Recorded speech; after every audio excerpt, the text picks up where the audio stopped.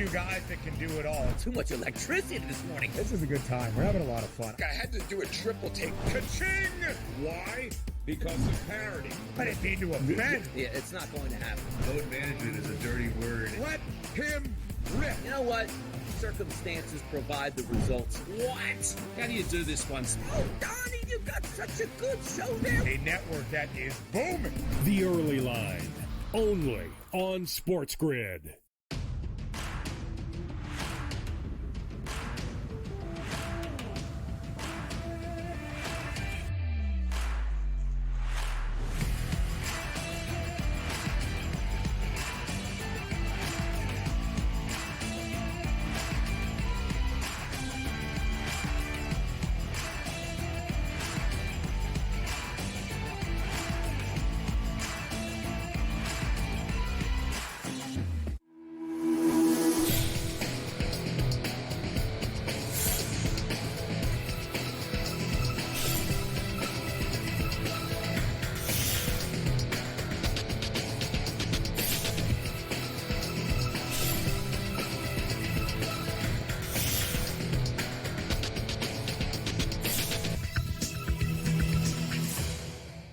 Good morning. Welcome to NewsWire here on SportsGrid. 5 days away from the Super Bowl. We are almost there. Great to have you back here with us here on the show. We'll discuss the very latest going on at the Super Bowl. Lots of news from the National Football League, the commissioner of the NFL speaking. It was media day. Of course, all of our friends here at SportsGrid are live out in New Orleans. That begins back again today at 3 o'clock Eastern. Vinnie Iyer is on his way to New Orleans after the show today, so we will catch up with him. We'll get a preview of what's to come, and also we'll break down the latest in the National Basketball Association and some college basketball as well, and a preview of a big game tonight with our very own Ben Stevens. So let's get a preview of this show today. I didn't think we'd be starting off with this story, but it seems to continue to have some legs in the world of sports and sports betting. There is a gambling ring that's currently under federal investigation for its role in 2 NBA betting cases. It was now also revealed it has been involved in that unusual wagering activity on 3 men's college basketball games this season.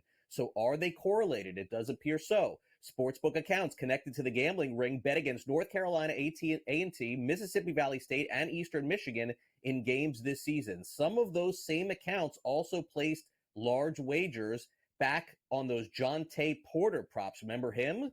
From the Toronto Raptors. So the NCAA has released a statement surrounding this, saying they take sports betting very seriously and is fully committed to the protection of student-athlete well-being and the integrity of competition due to confidentiality rules put in place by the NCAA's member schools. The NCAA will not comment on current or potential investigations. So we'll see if indeed these are all correlated, and what comes from that we will find out. Meanwhile, last year, you may remember there was a story about an umpire in Major League Baseball that was asked to take a leave of absence over some sports betting impropriety. Apparently, Pat Hoberg was not betting on baseball. It was not his account, but someone was actually using his account. I spoke wrong there. Someone was using his sports betting account in order to place wagers, but it was not himself. Needless to say, he did obstruct the investigation, Major League Baseball announced, by deleting some old text, and Hoberg was fired. So no longer an umpire, one of the better ones, by the way, in Major League Baseball, which is a shame. Some breaking news in college basketball today, not related to sports betting, I'm happy to say. Leonard Hamilton, longtime head coach of Florida State University, is stepping down. He's being sued by 6 former players from the 23-24 team based on NIL promises that were allegedly not kept. $250,000 in NIL compensations. The plaintiffs are Darren Green, Deontay Green, Cameron Fletcher, Josh Nickelberry, Primo Spears, and Jalen Worry. This was filed in Leon County, and needless to say, Hamilton had 456 wins in 22 seasons. He's the winningest coach in FSU history and also led Miami to a lot of success when he was the head coach there as well. We'll see if he ends up coaching again. Meanwhile, looks like Cooper Kupp indeed is going to be searching for a new home. He posted on social media that he expects to be traded. The Rams have informed him of such. He doesn't know where he's going to end up. It was a tough year for Cooper Kupp, coming back off multiple injuries, where Puka Nacua certainly outshined him and wasn't really a big part of the Rams' game plan, let's be honest, toward the end of the season. The Washington Commanders are going to be keeping their name, at least for the time being. The owner of the Commanders, Josh Harris, making the announcement yesterday at the end of season press conference saying, I think it's been embraced by our team, our culture, and our coaching staff. Here is more on Harris deciding to keep the name Commanders. So right now, and now in this building, the name Commanders means something. It means that, it's about players who, are love football, are great at football, hit hard, mentally tough, great teammates. And so it's really meaningful that that name is growing in meaning. And so, but as far as rebranding and bringing our past, which obviously I grew up with, and all the Super Bowl championships and our future together, you're going to see us head back towards, honoring our past and bringing it together with our future. Houston Texans have found their new offensive coordinator. Nick Caley will be the new signal caller for the Houston Texans. They, of course, fired their offensive coordinator, so he takes over. He's never been an OC, 42 years old. Meanwhile, University of Washington, Brendan Carroll, a coach there. Carroll, the last name. No surprise, as what team he joins in the NFL? With his dad, the Las Vegas Raiders. He will be offensive line coach. Chip Kelly is there as well. All right, let's get to the NBA. Whoa, what's going on with the Orlando Magic? They are 1-9 in their past 10 after a fantastic season. They seem to be fading a little bit. Andrew Wiggins had 25 points. Steph Curry had 24. The Warriors came all the way back to beat the Magic 104-99. All about halftime adjustments in order to head coach Steve Kerr. I thought we woke up. We were asleep in the first half. And we had some possessions that made no sense. And, the guys locked in at halftime, scored, I think, the first 6 or 8 points. Quentin was fantastic. Those first few minutes of the third quarter set a really good tone, and that got us the lead. And then, of course, they battled back in the fourth, did a great job, but we were able to hang on. Was anything specific that was addressed at halftime that you can share? Or just brilliant coaching, mainly, key adjustments. I don't really remember what those adjustments were, but I know they were key, and I made them, so it was mainly about me. Very funny there from Steve Kerr. All right, you know who else is having fun? The Portland Trailblazers. Wow, are they on fire? 8-1 in their last 9 games. They win again last night, 121-119. Former son DeAndre Ayton with a huge game, 25 points and 20 rebounds, although in the loss by the Phoenix Suns, Devin Booker talked about becoming the Suns' all-time leading scorer. It means everything. Me and you have talked about it for some time. Just being drafted to the franchise, them believing me, taking a chance on me as an 18-year-old kid, and going through a rebuild phase. And just sticking with it, keeping my head down. The love and the support's all the way been there, and I don't take it for granted. I take it seriously, putting Phoenix across my chest. Yeah, it is quite a surprise to see the career that Booker has had, outscoring all the great members of the Phoenix Suns. Meanwhile, guess who's outscoring everyone again? No surprise for the Knicks is Jalen Brunson. He had a 42 spot last night, also 10 assists. The Knicks beat the Rockets. Final score 124-118. Brunson, fantastic again. 17 points in the fourth quarter. They trailed by 11. He brings them all the way back. And, of course, Ime Udoka, the head coach of the Rockets, was not pleased with the defensive effort. I don't think it was rim protection. I think it was one-on-one defense. They have a 46-point quarter. We scored 29. We scored 118. We scored enough points to win. But very soft and uncompetitive defensively, just going at us one-on-one, and we're complaining about offensive fouls, not boxing out, not doing our assignment, getting back cut, off-ball actions, and that adds up to 46. And so scored enough to win. It seemed like you were trying to make some substitutions and find somebody who could guard. Did you see anything that you thought was working well? A few guys, but not enough. Even our supposed defenders got cooked tonight. Let's go to the big upset in college basketball last night. 2 teams ranked in the top 25, but the lower team ranked gets the win. Kansas defeats Iowa State 69-52. Incredible defense last night from the Jayhawks. Zeke Mayo had 17. Hunter Dickinson had 14 as well, but certainly a 52-point outcome for the defense of the Jayhawks is what Bill Self was talking about after last night's game. Yeah, I thought defensively, our first shot defense was pretty good first half, and we didn't rebound the ball like I thought we could have, but we really guarded them, and we got them into the last 10 seconds of the shot clock. I think 10 out of the 30 possessions the first half, so that was good. We did a good job, and did a great job on their big three, especially.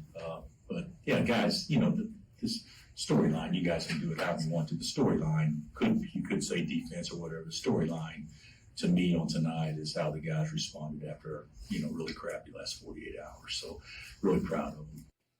All right, coming up next, time to preview, guess what? The Super Bowl. Vinnie Iyer from Sporting News joins us next.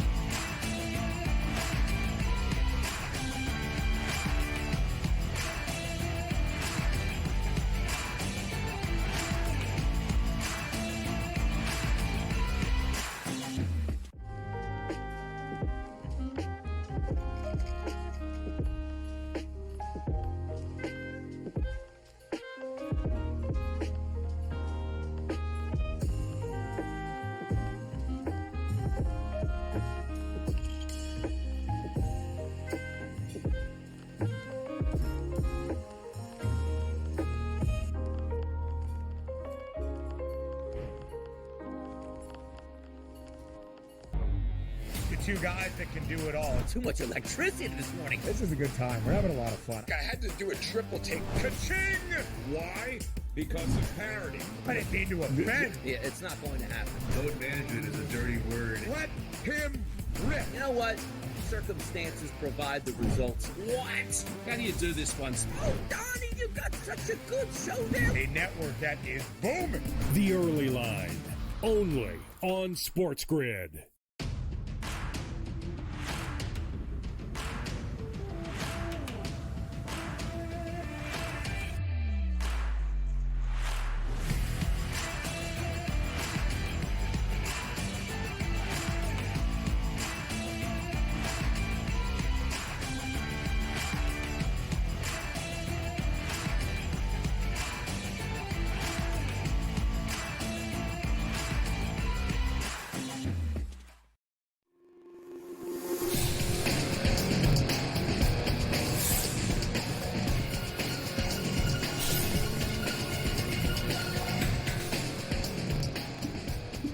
Welcome back to NewsWire here on SportsGrid. Vinnie Iyer is getting ready to attend the Super Bowl in New Orleans. So let's get a quick recap, preview of everything that's happened thus far and where we're headed.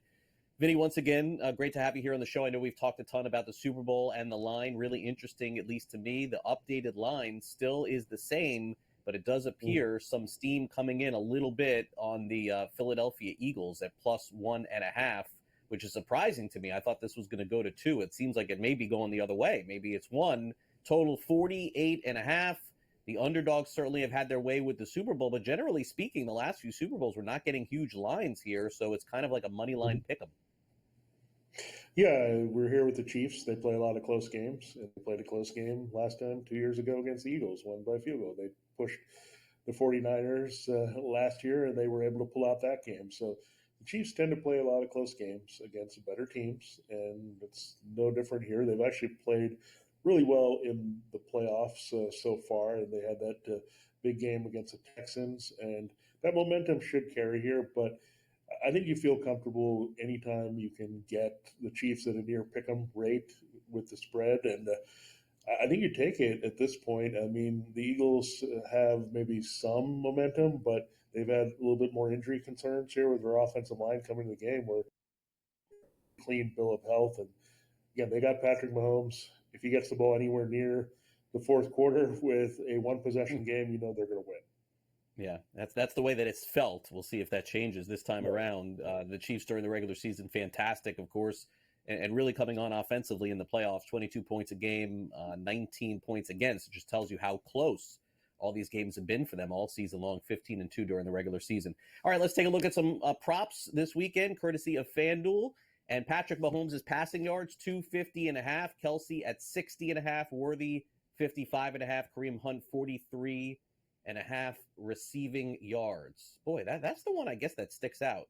Kareem Hunt, 43.5 receiving yards. Guys, is that right? That seems too high. Rushing. Okay, just want to make sure. That seemed pretty off. Yeah, either way, I'm not looking at it. Rushing, receiving, it doesn't matter. I'm not touching Kareem Hunt in this game or this backfield. I think the Chiefs are going to come out throwing. The Eagles are still pretty good against the run. They've been a little bit more vulnerable in the playoffs. They've given up a couple of chunky games there. Josh Jacobs comes to mind in the first round. But when you look at it overall, I think the Chiefs are going to do what they do best, put the ball up in the air. I do like that Travis Kelce number quite a bit. This is his time to shine. You think he comes through in this situation. The Eagles, look, they're a little bit vulnerable against the tight end. I know they've had Zach Vaughn, and they've got some guys who can cover in the middle of the field, but this is a different story to Travis Kelce. Against the better tight ends, it's a really tough matchup here for the linebackers, especially without Kobe Dean. That's an underrated injury. Here, a guy that can fly around the field and maybe contain Kelce. I think that's going to be a big loss. And I actually do also like Dallas Goedert on the other side. The Chiefs' tight end defense has been poor all season long, and the Eagles have kind of been more committed to getting Dallas Goedert the ball as well. Yeah, and I would think, Kelce coming off a quiet game in the AFC Championships, a lot of people, certainly predicting a bust out. At least he was talking about that at Media Day yesterday. Meanwhile, the Eagles were 14-3. They were fantastic on defense all season long. You see there, 17.8 points per game. Offensively, no slouch, but certainly it was their defense that got it done. Now, all of the props for the Eagles have shot up after last week's performance against Washington. And I guess, Vinny, the question is, do you think that's legit? I mean, Hurts is now back to 211 passing yards. A.J. Brown's numbers are up 10 yards from last week to 70. Devonta Smith up from 45 to 50. Goddard is at 51, who you just mentioned. And Barkley down a little bit, but not a ton. 110.5 is his rushing yards prop. I feel like several of these have to go over Philadelphia to win. Yeah, for sure. And I think the biggest ones are the top three with Jalen Hurts, A.J. Brown, and Devonta Smith. I think Dallas Goedert, they'll be okay if they give up some yards in the middle of the field to him. And again, that's a pretty good number for him to attack because he's a guy that's a bit of a downfield tight end. So you can get that in 3 or 4 catches and go past that number. So I do like that a lot for Goddard. I like the Kelce number. With Saquon Barkley, I think the Chiefs are going to be content.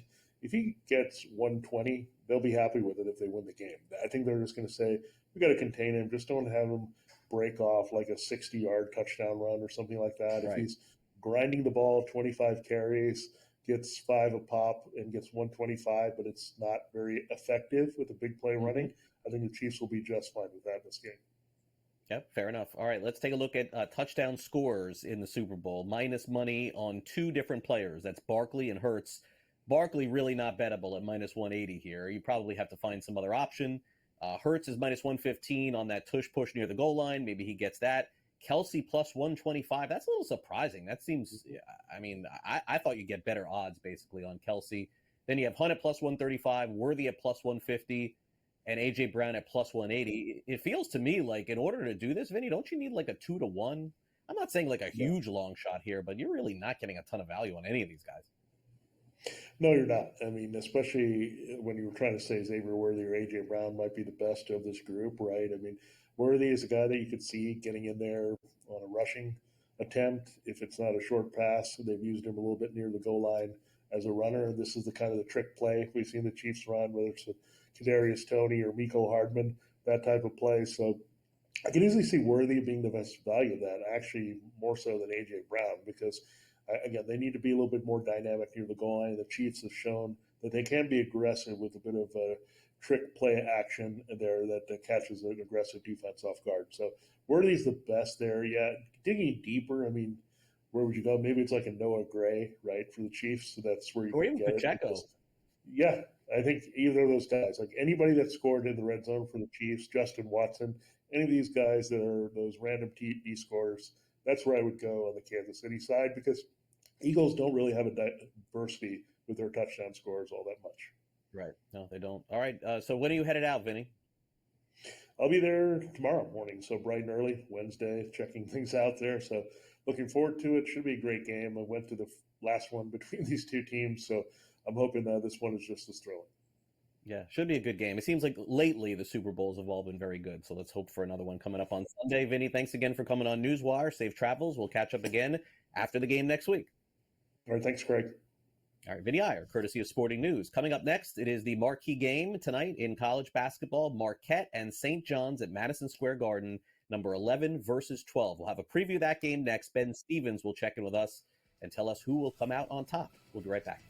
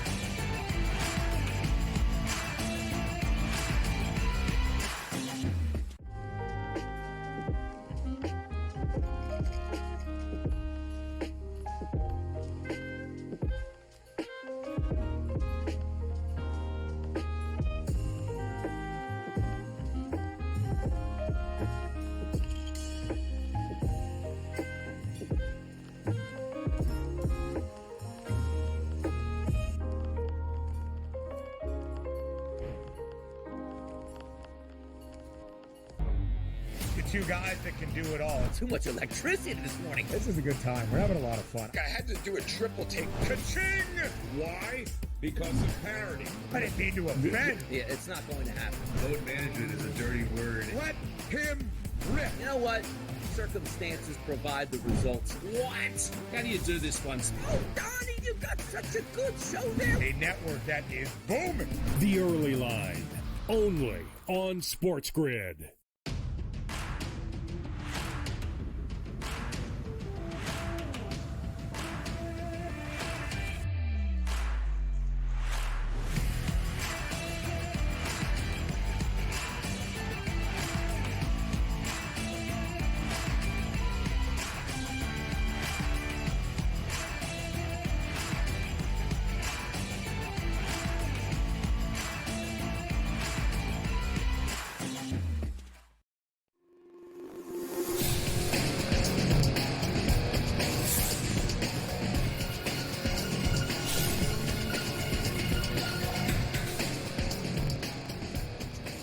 Welcome back to NewsWire. Live coverage from the Super Bowl in New Orleans and Radio Row starts back up again at 3 o'clock Eastern with Scott Farrell.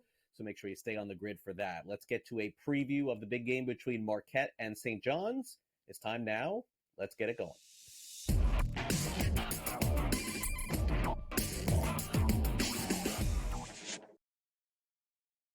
All right, time now for the SportsGrid sound off and time to hear from Scott Farrell. Of course, the big trade this weekend in the NBA was Luka Doncic going to the Los Angeles Lakers for Anthony Davis. In fact, we're going to see Anthony Davis play for the Lakers coming up here real soon.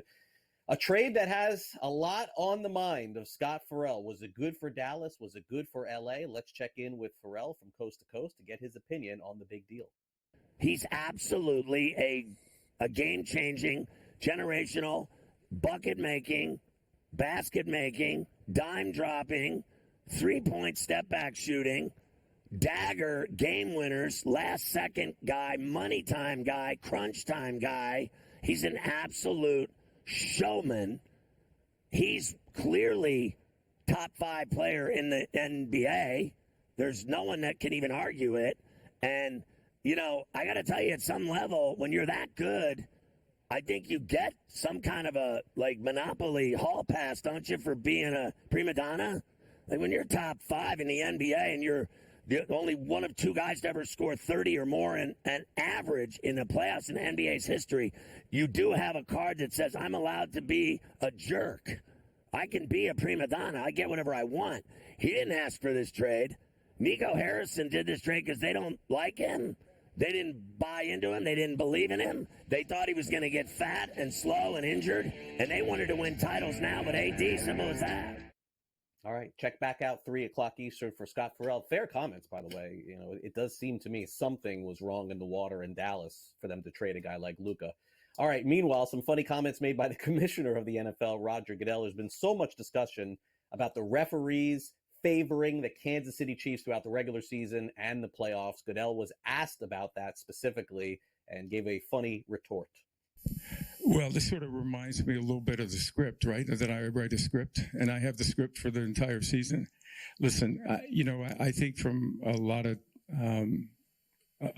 those theories are things that happen in social media, and they get a new life. As you say, it's not your theory, but it's out there. Nobody wants it to be their theory. And so I understand it. I think it reflects a lot of the fans' passion. And I think it also is a reminder for us how important officiating is. And I think the men and women that officiate in the NFL are outstanding. They have the highest possible standards. That's ridiculous theory for anyone who might take it seriously. But at the end of the day, it's something we always have to continue to work on. How do we make our officiating better at all times? And if you look at the Chiefs' record, which I think is an amazing thing, people talk about the competitiveness of our league. The Chiefs, with their 15 wins, 15-2 this year, 11 of those 15 games were within one score. And I think that talks about the competitiveness of our game and the importance of how we officiate it, but also the competitiveness of how we play it. Most feel the Super Bowl will be within one score as well. Meanwhile, will there be a one-score game tonight at Madison Square Garden? The biggest game of the season, again, is on deck for St. John's. They're at home taking on Marquette. It's 11 versus 12. Here's a preview with Ben Stevens. A big one in the Big East, in the Big Apple, and a battle for the top spot within the conference between St. John's and Marquette inside Madison Square Garden. The Johnnies 10-1 to start Big East play in year number 2 under Rick Pitino, looking for their first conference crown in over 3 decades. They're hoping to hold off Marquette. The Golden Eagles hoping to respond from a home loss over the weekend to Connecticut. Can Marquette head to Madison Square Garden and pull off another upset over St. John's? The Golden Eagles right now 9-2 within conference play. A victory, they'd have the same record as the Red Storm. A huge matchup inside the world's most famous arena between St. John's and Marquette. Greg, back to you. All right. Thanks very much, Ben. Coming up next, more National Football League talk. We'll get into Cooper Kupp, Myles Garrett. We'll talk some NFL. Also, one quick note from the league yesterday. 17 years in the NFL for Mason Crosby as kicker coming to an end. He announced his retirement yesterday. So congratulations. Great long career for him as well. All right. We'll be back with Jacob Camenker from USA Today right after this quick timeout. You're watching NewsWire here on SportsGrid. It is Super Bowl week. We'll talk more about that coming up next here on NewsWire. Don't go away.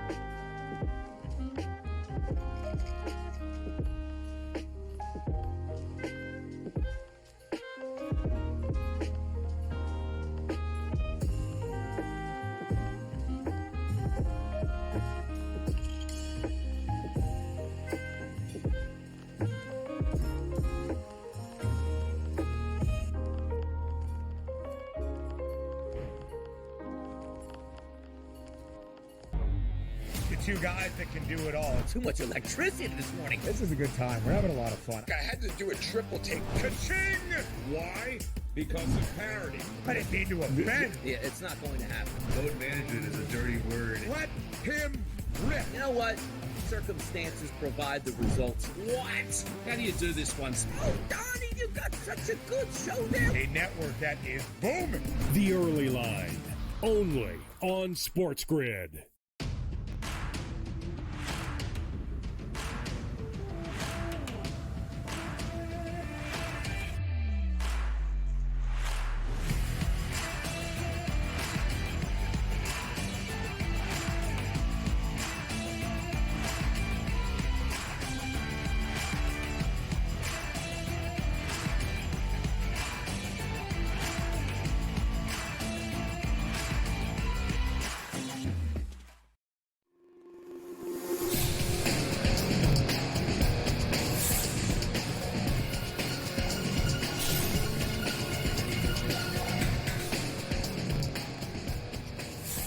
Welcome back to NewsWire here on SportsGrid. We're joined by Jacob Camenker of USA Today. We're going to get to a lot of our Super Bowl discussion, of course, but there's a lot of news in the NFL Super Bowl week, which is sort of rare.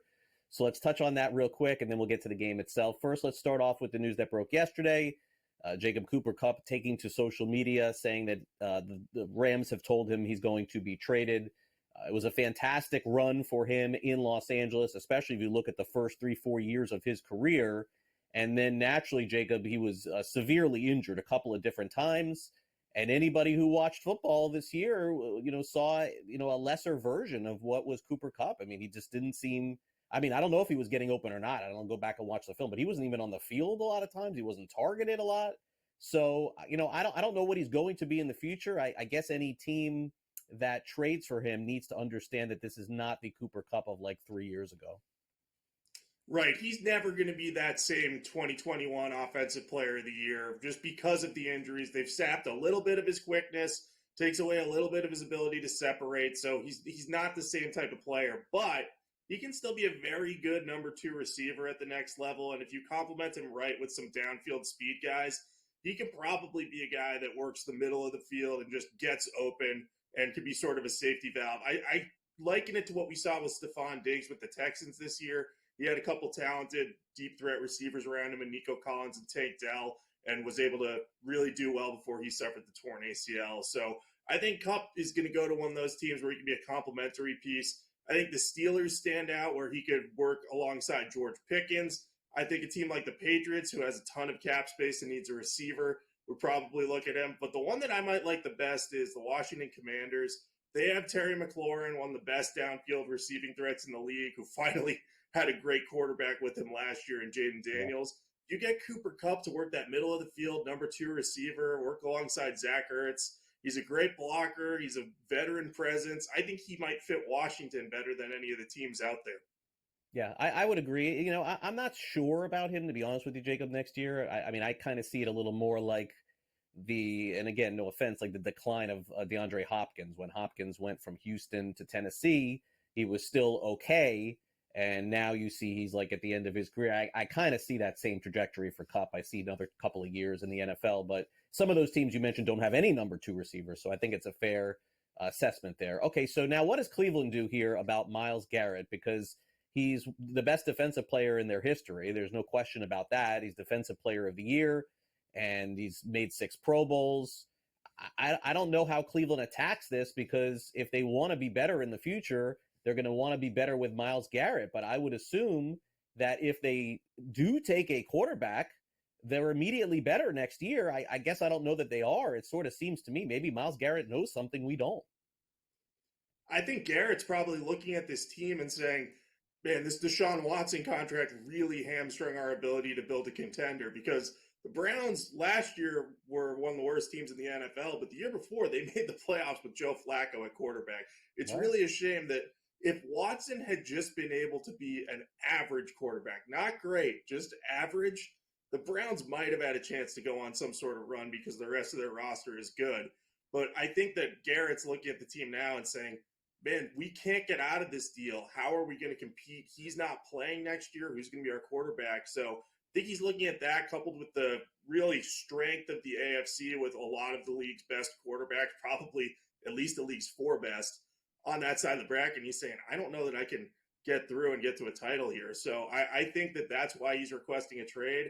Andrew Berry at the Senior Bowl, the Browns general manager, said he does not want to trade Myles Garrett. So this could become a standoff here. But rest assured, every team in the NFL will want Myles Garrett, but it's probably going to have to be one of those contenders with a lot of cap space that ends up getting him. I look at teams like the Eagles and Lions who aren't afraid to make moves. The Lions made a trade with the Browns to get Darius Smith ahead of the trade deadline. If they get Myles Garrett, they have the cap space, pairing him with Aiden Hutchinson. All of a sudden, we're a little less worried about the Lions replacing those coordinators, and we're looking at their defense and saying, hey, that defensive line is pretty good. Yeah, Lions do need to be all in here over the next couple of years. It's not going to get any better. The Eagles, interesting mention there. Another interesting mention here, the Chargers too. I mean, I could definitely see Harbaugh and company really trying to step up and get, because that's his kind of guy. That's a defensive edge rusher. So maybe that's where he'll end up. But needless to say, I think that the general manager probably made it pretty clear in the public that if you're going to come get this guy, you're going to be giving up your first-round pick in the upcoming NFL draft. I would guess that's the case. All right, we know that the Chiefs and Eagles are playing in the Super Bowl. We're going to beat this into the ground at Super Bowl week. A little bit of steam coming in on Philadelphia. There's some thought that maybe the line will be 1 now. I mean, I thought the Chiefs could go to 2. It doesn't appear that way. It feels like, if anything, the line goes to 1. So if you're betting the Super Bowl, you're assuming one of the 2 teams win on the money line, -120, +102. It could be a dead even on the money line, too. Total of 48.5. So hard to go against the Chiefs in this spot, Jacob, but I feel like I'm going to take the Chiefs and then Philly's going to win. I don't know. I just feel weird about this year. This feels a lot like the last Chiefs-Eagles Super Bowl, where I feel like the team I'm going to pick is going to lose. So I'm right there with you, because Chiefs-Eagles Super Bowl, I thought it was the Eagles to win in Super Bowl 57, and the Chiefs ended up winning that one. This year, I feel like it's the Chiefs who are probably the right sides of back. And the reason that I'm going with them is because this game profiles as a defensive battle. I know that's not going to excite a lot of people who are ready to watch the Super Bowl, but these defenses are both very good. I think they both rank top 3 in points per game allowed this year. And the stat that strikes me the most is Patrick Mahomes against teams that rank top 10 in defensive EPA per passing play, which is a measure of how teams basically how teams limit scoring through the air. He has not performed well this year. He only has 6 passing touchdowns in 7 games against top 10 EPA pass defenses, and the Eagles rank 2nd in that category. So I think Mahomes could be limited in this one, but the Chiefs are going to be able to slow down Saquon Barkley, who just he's had a lot of running room against bad running defenses. But the Chiefs allow the 3rd fewest rushing yards to backs this year. So I think it's all about which team can limit the superstar more. And I think if the Chiefs can slow down Saquon, they find a way to win this one. And Mahomes will just make that one big play he needs to against a tough defense. And usually does it with his legs. That's what sort of has put Kansas City over the top when you least expect it. Andy Reid is the franchise leader in wins for both teams as head coach, Jacob. That is incredible when you think about it. 130 with Philly, 143 with Kansas City. And look, I think Nick Sirianni's done a really good job on the other side. But if you're going to give a +1 to the coaching going into this thing, it's clearly on the side of the Chiefs. Absolutely. The one thing you have with Andy Reid is occasionally in the past he's had those close games with clock management issues, but he's really erased those in recent years. I mean, the Chiefs have won, I think, 11 straight one-possession games. It might even be more than that, but it's something ridiculous like that. And I just think you look at what Andy Reid gets out of Patrick Mahomes. He knows when to trust his quarterback. He hasn't sort of let the running game fall off as he has in other years with his other top teams. So I think he sort of figured it out, not later in his coaching career, but in the second wave of it. He fixed the issues that he had in Philadelphia where he couldn't quite get them over the hump to the Super Bowl. And I just think that Sirianni's still a young coach. He's still learning. He will put up a heck of a fight in this one. But, man, is it hard to pick against Andy Reid. And Steve Spagnuolo, too, the defensive coordinator. I think he has more Super Bowl wins than any coordinator in NFL history. So that is one crazy good staff in Kansas City. I would agree. All right, let's look at Jalen Hurts' props real quick as we end here. Anything interesting for you, Jacob, as we close it out? His anytime touchdown is -115, 40.5 rushing yards. is his rushing prop, touchdown and a half. That's plus 180 if he hits 2 on that. That's a big one. And then 211 passing yards. Anything interesting with Hurts?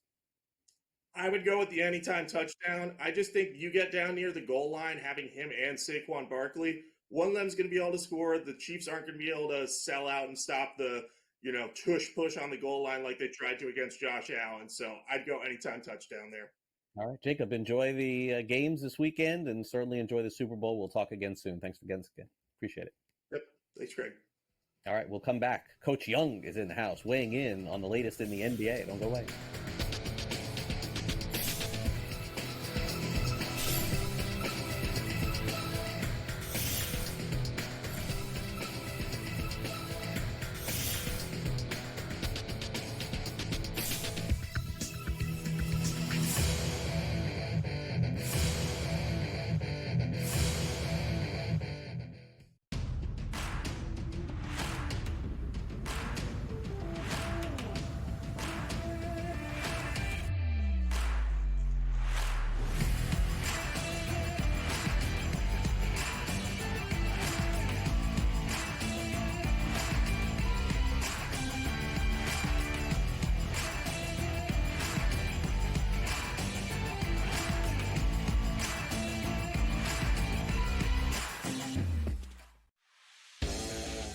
Don't tell anybody.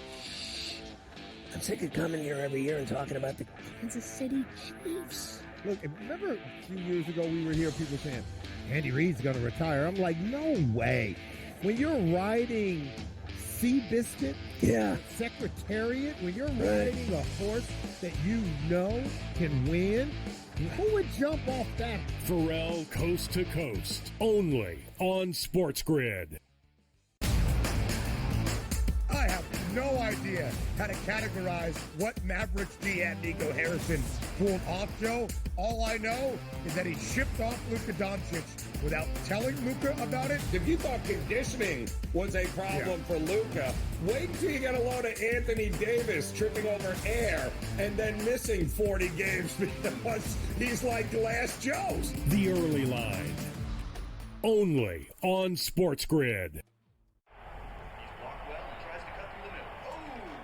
Your gut says Miami is going to win, and you should take the over.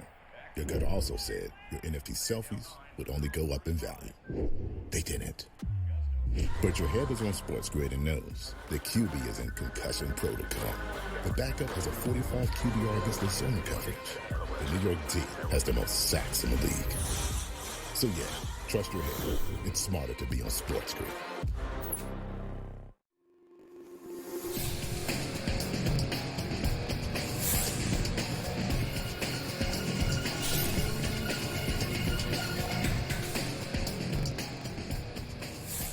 Welcome back to NewsWire here on SportsGrid. Coach Young is back with us in the house talking some NBA. It has been a while since we've had Coach here on the show. I can't say Happy New Year to you anymore, Coach, because we're just in February now, but it's great to see you. Great to have you back here on the program. It's great to be on, Craig. Obviously, with the football season winding out with the Super Bowl this Sunday, we're going to get into hoop season. Trade deadline Thursday, All-Star game coming up, and I think an exciting time in basketball, not just in the NBA, but in college basketball, men's and women's. It is. All right. So, everyone is buzzing about the big trade in the NBA with the Lakers and Dallas Mavericks. The Lakers certainly get themselves their next franchise star. They believe in Luka Doncic, and Dallas right now gets a hold of Anthony Davis, who they believe can get them back to an NBA Finals. And, Coach, this has been, back and forth and debated and et cetera. And, certainly I've shared my opinion here on the show as well, which is, nothing like this happens unless the team knows the player better than anybody else. And, covering sports and baseball, how can this team do this? How can Russell Wilson? It can't happen. How can he get traded? Seattle got crushed. And all of a sudden, Russell Wilson's career is over. I'm not saying that's the case for Luka. I just feel like there's a lot we don't know. And I'm just, I'm going to wait on an article to come out in a month or 2 or 6 telling me, more things as to the reasoning why. This always happens in sports. We're shocked initially, and then we find out the reason later. Yeah, there's always going to be some reasons down the road. You could talk about, speculate to the defensive effort of Luka Doncic in Dallas. You can look at his weight. You can look at the rumors of his personnel kind of being around the team too much, even though he was paying for it. But when you look at it from a Lakers perspective, the franchise, when they were in Minneapolis, had George Mikan. They had Elgin Baylor. They had Jerry West. They had Wilt Chamberlain. They had Kareem Abdul-Jabbar. They had Magic. They had Worthy. They had Kobe. They had Shaq. They had LeBron. They had Gasol. They had AD. It's a franchise in Tinseltown. It's all about the megastars. And they got themselves a megastar in Luka Doncic, a guy that moves the needle, popularity across races, across continents, across socioeconomic status. Luka is one of the most popular players in the league. He's also one of the best when he's dialed in. So for the Lakers, they got their superstar to transition them from the end of LeBron to Luka, kind of like they had. They went from Kareem to Magic, right? In that late 80s, right? When they made that last run of championships before Magic got diagnosed with HIV. But when you look on the other side and you think about Dallas, I want people to understand the window for them to win with Kyrie as the face of the franchise is small. And if you look at Dallas, the way the NBA is played, particularly how you watch two teams really good offensively, the Celtics and the Knicks, a five, they can pick and pop, pick and roll, space the floor with shooters. So now you run Kyrie, AD, pick and roll. You get PJ Washington, Quentin Grimes, Klay Thompson, spot up. And let Kyrie come off the pick and roll, Craig, and then kind of figure it out. Right? And then they didn't give up Daniel Gafford in the trade. They didn't give up Derek Lively II in the trade. I really think for the short term, if AD is healthy, if Kyrie is dialed in, I think having Jason Kidd as a coach is a big plus as a point guard. For the next year or two, Dallas wins the trade. The Lakers, it's more about the future, unless they make another move and get a center. Mitchell Robinson, Valanciunas, Clint Capella, Walker Kessler, Daniel Theis. They got to go get a big because they took away their best shot blocker and rebounder in Anthony Davis. Yeah, I think that's all fair. It's bizarre. I guess that the way that the markets have to operate, Coach, is regardless, because I think most, at least in the industry, feel that the Lakers are going to take a step back to take two steps forward, but that's not what happened on FanDuel. Immediately, the Lakers went up to 9-1 to win the Western Conference, and they were not even close here. And so it seems a little foolish to me, but they got to protect themselves against the Lakers. It's like betting Alabama or betting Notre Dame. You know that, Coach, betting the Yankees. You got to make sure that you protect against the good teams. Dallas went to 18-1, so they improved just a little bit. But maybe it's just all for naught anyway. It does feel like I don't know if Oklahoma City is going to win the West, but it certainly feels like they're in the immediate conversation. Well, with Oklahoma City, they have to get healthy. Hartenstein got hurt again. They got to get Chet Holmgren back. Sam Presti has that trove of draft picks, and we'll see what he can go ahead and try and do. Folks, I think the best way to look at it is if you go on FanDuel and look at win totals, Lakers are at 48.5. The Mavs are at 44.5. Lakers have the seventh toughest schedule left in the NBA, and they have to integrate Luka and LeBron together. But the defensive problems concern me. I look under 48.5. Flip side, Dallas, 12th toughest schedule. But I think defensively, they're going to be dynamite with AD over 44.5. So if you don't want to take a look at a long shot, maybe, Craig, just look at the win total of Dallas, of Lakers. I like Dallas over, Lakers under. All right, real quick, let's go to these next two. De'Aaron Fox, poor Kings, Coach. They can't hang on to any of their big guys. I mean, the fans are just over it, I guess, at this point. Nobody wants to ever stay in Sacramento. So De'Aaron Fox goes to the Spurs. And, again, with these two, they're really building something special in San Antonio. They seem to be, to me, maybe a year away from being serious contender. Dynamite defensively with De'Aaron Fox at the point of attack with Stephon Castle. they'll be one of the best backcourts defensively in the NBA with Wembanyama. The fact that they didn't have to give up Vassell, Keldon Johnson, Jeremy Sohan, which is really critical for a team in the Spurs that continues to play chess. I heard that with Ben earlier, play chess while everybody else plays checkers. But then the Bulls had to blow it up. Sacramento, I'm concerned because I just don't like that fit of Levine and DeRozan. We saw it in Chicago. Didn't win. Why is it going to win now? Yeah, I would agree. All right, Coach, we'll check in next week and see where Jimmy Butler is, too. If there's any move on him, he could be the next player to get traded. We'll find out soon. Coach, thanks for coming on the show. Great to catch up. Thanks, Greg.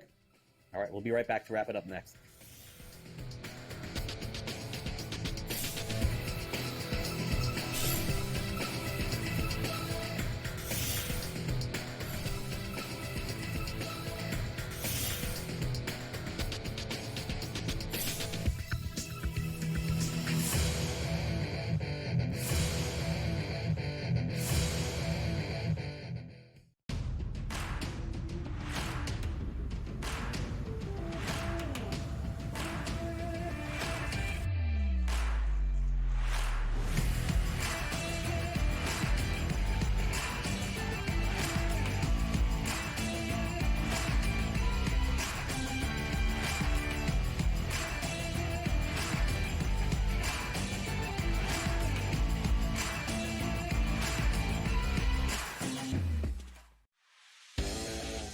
Don't tell anybody. I'm sick of coming here every year and talking about the Kansas City Chiefs. Look, remember a few years ago we were here, people saying, Andy Reid's going to retire. I'm like, no way. When you're riding Seabiscuit, Secretariat, when you're riding a horse that you know can win, who would jump off that? Pharrell Coast to Coast, only on SportsGrid. I have no idea how to categorize what Mavericks GM Nico Harrison pulled off, Joe. All I know is that he shipped off Luka Doncic without telling Luka about it. If you thought conditioning was a problem for Luka, wait until you get a load of Anthony Davis tripping over air and then missing 40 games because he's like Glass Joe's. The Early Line, only on SportsGrid. Your gut says Miami is going to win, and you should take the over. Your gut also said your NFT selfies would only go up in value. They didn't. But your head is on SportsGrid and knows the QB is in concussion protocol. The backup has a 45 QBR against the zone coverage. The New York D has the most sacks in the league. So yeah, trust your head. It's smarter to be on SportsGrid.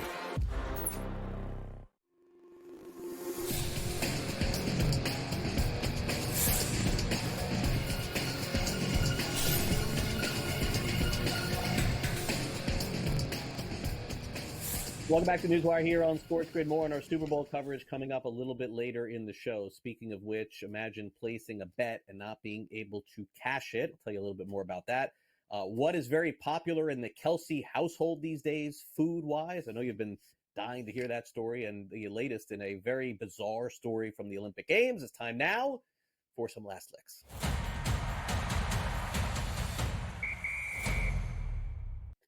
All right, let's get started with a sports book in a place called Oddfellas. I'm sure you've never heard of this. I hadn't either until today. It is a sports book in Portland, Maine that has been open since the beginning of football since September. And all of a sudden, yesterday, they found out that they lost their sports betting license. This is a crazy story, folks. Now, again, it was legalized to them, and they operated under a temporary license for a long period of time. So you know what that means, that two things. First of all, they're not going to be taking any bets during Super Bowl week. What a bad time to lose your license. And the other part of the conversation, and this is one that they made the comment to a media outlet there, is that they have a lot of pending futures bets as well. And a lot of people who are owed money and they can't currently pay it out because they lost their sports betting license. So how does this work? Does the state of Maine step in? Is there any regulatory committee that happens as well? But just imagine the week of the Super Bowl where you're getting ready to have maybe your most bet event of the entire year, and all of a sudden you can't take bets on it and can't pay out any of the bets that your clients won. kind of hurts. Got to update you on this story next week for that. Just as for right now, I guess betting online is safe. You would think it wouldn't be the safest, but it is. It seems like the safest way to go. All right, Travis Kelce, one of the many media stories yesterday. Yesterday was media day. They've changed this in the past. It's actually media night on Monday night. Travis Kelce, of course, for those of you who are living under a rock the last 2 years, is dating very seriously Taylor Swift, the biggest superstar, I would say, musician in the world, fair to say right now. Well, apparently Taylor Swift, the one thing that was maybe the biggest story yesterday that was revealed at the Super Bowl is that she makes her own Pop-Tarts. Now, here on this show, we like our Pop-Tarts. We do a lot of Pop-Tart story here on the show. We do the Pop-Tarts Bowl, the shirts, the hats, the game itself, 2 years running the Pop-Tarts Bowl. Now I guess we got to find out what's in that recipe that Taylor Swift makes, because it sounded to me like he mentioned Pop-Tarts in the interview, but said that she makes her own. So we'll have to get more clarification on this. I know some of you are kind of sick of the Kelce brothers, sick of Taylor Swift, maybe a little bit on overload, but needless to say, the media day is the gift that keeps on giving. We get some of the craziest, wildest questions and some of the craziest, wildest answers as well.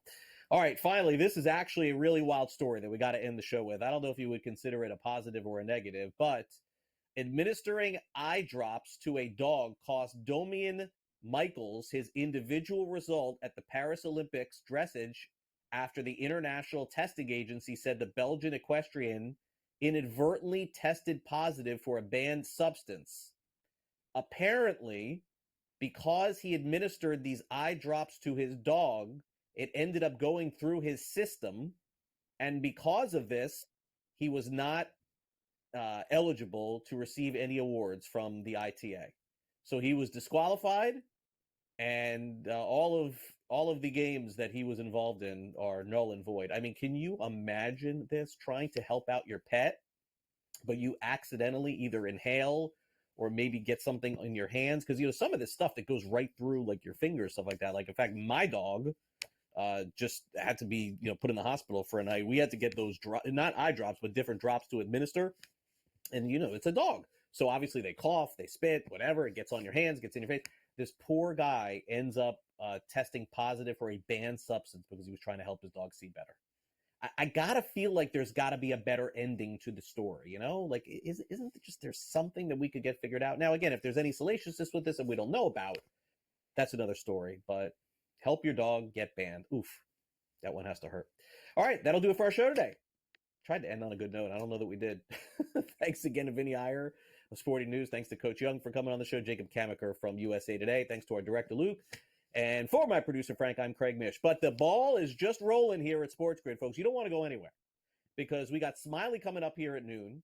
And then starting at 3 o'clock Eastern, our wall-to-wall coverage of the Super Bowl live from New Orleans, and Radio Row continues. We got some great guests all set up for you. We are streaming, which is really incredible, live 24 hours a day, 7 days a week from Radio Row. That starts 3 o'clock Eastern when Scott Farrell takes over Coast to Coast. So make sure you catch that. And also a quick programming reminder, Sunday morning, it is me and George Kurtz, Joe Pisapia, and Matt Stryker. For those of you getting ready for the final attempt at playing any fantasy football, we'll have that show for you 8 a.m. on Sunday morning as well. Hope you have a great rest of your day. I'll see you back here on Wednesday.